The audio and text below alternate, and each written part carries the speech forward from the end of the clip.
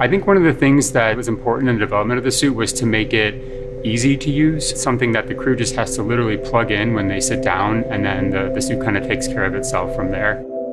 So the suit is really kind of one part of the bigger Dragon system. It's really part of the vehicle. So we think of it as kind of a suit-seat system. So the seat that the crew is in and the suit are in a lot of ways working together. And so it made sense that we were designing Dragon in-house to also design the suit.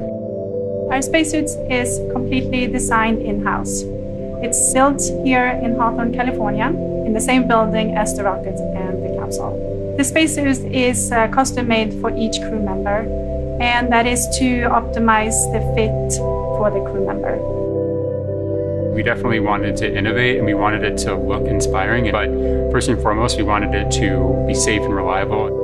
The spacesuit's primary purpose is to protect the crew in the unlikely event that the cabin were to depressurize. But the suit does a number of additional things. It provides cooling and communication to the crew inside of the suit, provides them hearing protection, and the outer layer of the suit is flame resistant, so it provides flame protection as well.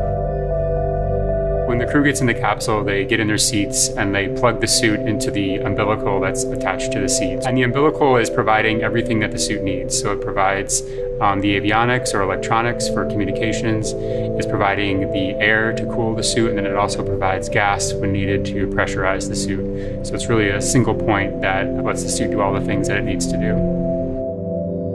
We designed the helmet in-house. The helmet serves a number of different functions. Obviously, it's protecting the crew's head and it's retaining gas like the rest of the suit, but it also houses the microphones as well as the valves that are regulating pressure in the suit. We had to design the gloves so that they would work with the touchscreen so that the crew could use the touchscreen while they were in their suit. But the gloves also still had to do a number of other things like the rest of the suit. And then, of course, they have to be able to work under pressure. I think one of the things that's cool about the suit is it's not just a piece of hardware, it's not just a suit. It's a very personal thing to work on for everyone on the team who's been building these, and so it's a really amazing thing.